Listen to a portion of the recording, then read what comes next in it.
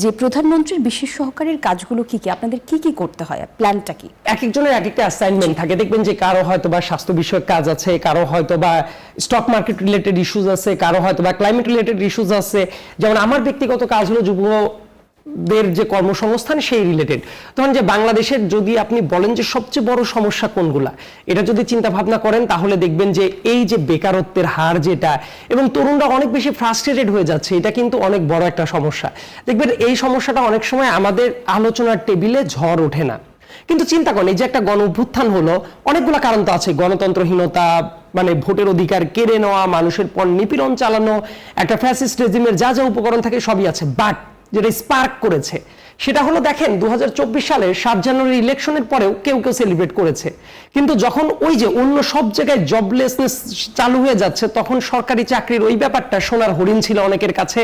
যখন ওই জায়গায় কোটাটা আবার ফিরিয়ে আনা হচ্ছে, তখনই কিন্তু বহু মানুষ রাস্তায় নেমে এসেছে। এর মিনিংটা হলো যে অন্য জায়গায় জব সিকিউরিটিটা খুব একটা বেশি না। এই ব্যাপারটাকে যদি আপনি অ্যানালাইসিস করেন তাহলে বুঝতে পারবেন যে এই ক্রাইসিসটা তখনই শুরু হয়েছে যে অন্য জায়গায় জব নাই, এই যে চাকরি বাকরি নাই, কোনো কিছু নাই, কর্মহীনতা, এই ব্যাপারটা তরুণদেরকে খুব বাজেভাবে ইম্প্যাক্ট ফেলে। সো এখন কাজটা হলো তাদের জন্য জব ক্রিয়েট করা। আপনি কিন্তু শুধুমাত্র সরকারি জায়গাতেই কি আপনি জব ক্রিয়েট করতে পারেন? ব্যাপারটা অ্যাবসলিউটলি নট। বরং প্রাইভেট সেক্টরগুলোতে আপনার নিত্য নতুন জায়গায় আপনার এক্সপ্লোর করতে হবে, যে জায়গায় তরুণদেরকে জব ক্রিয়েট করাটা সম্ভব।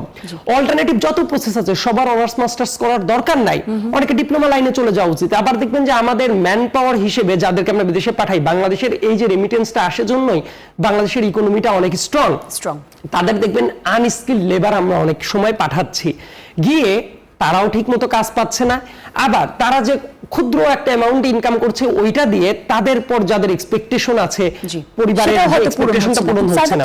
সো তাদেরকে স্কিলড করে গড়ে তোলা, এট দ্য সেম টাইম দেশের ভিতরে বিভিন্ন অল্টারনেটিভ কর্মসংস্থান ব্যবস্থা তৈরি করা হলে আর এই জিনিসগুলো সহজ হবে এবং সুন্দর করে আপনি উত্তরটা দিতে পারবেন। বাংলাদেশে এখন বেকারের সংখ্যা 27 লাখের কিছু বেশি।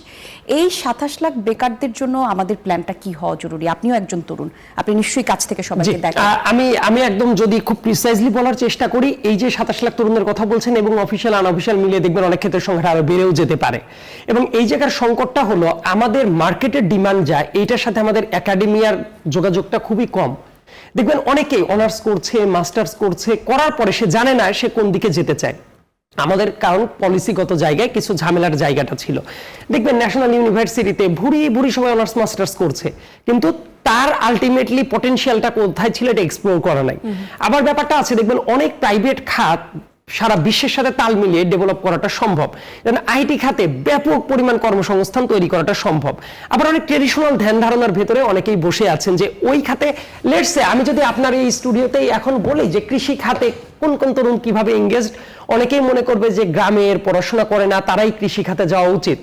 বাট সারা পৃথিবী অনেক দূর এগিয়ে গেছে। যেমন আমরা একটা ভেঞ্চার হয়তো বা কিছুদিনের ভেতরে নিয়েও আসতে পারি, agropreneurship, that means entrepreneurship in agriculture.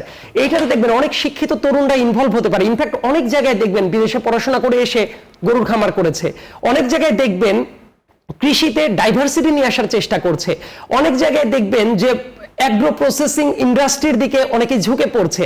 যখন এই জায়গাগুলোর পিছনে না ছুটে নিজের এবং অনেক মানুষের কনসেপ্টটা খেয়াল করে দেখেন যে ধরেন কোন একটা জায়গায় একটা agro processing small scale industry গড়ে উঠলো, ওই জায়গায় তো আরো 20 জন মানুষ চাকরি করবে, ওটা তো তার জন্য চাকরি।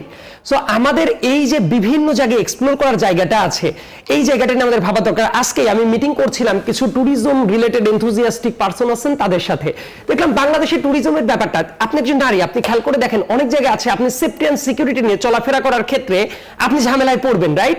কিন্তু যদি এমন একটা পরিবেশ পরিস্থিতি সিকিউরিটি তৈরি করা যায় যে জায়গায় নারীরাও নিজেরাই মানে সিকিউরড ফিল করে মানে বিভিন্ন জায়গায় ট্যুরে যাবে, অথবা বাংলাদেশে দেখবেন যে অ্যাডভেঞ্চারাস ট্যুরিজমটা চালু করা যায়। ইকো ট্যুরিজম নামে যা তৈরি করা হয়েছে অনেক জায়গায় সেটা ইকো ট্যুরিজম তো হয়নি, বরং উৎপাদ তৈরি করা হয়েছে। আমি যেটা বলার চেষ্টা করছি, একটু সময় দিবেন তাহলে কনসেপ্ট একটু ক্লিয়ার করা যাবে। সো এই জায়গাতেও যে দেখবেন কমিউনিটি ট্যুরিজমের বিকাশ ঘটানো সম্ভব, এই জায়গাতেও ইকো ট্যুরিজম বিকাশ করা সম্ভব, আর্কিওলজিক্যাল ট্যুরিজম বিকাশ করা সম্ভব। মানে এই যে নানা ডাইমেনশন তৈরি করে আমাদের আমাদের লক্ষ্যটা হলো এই জায়গায় কর্মসংস্থানের ব্যবস্থাটা করা।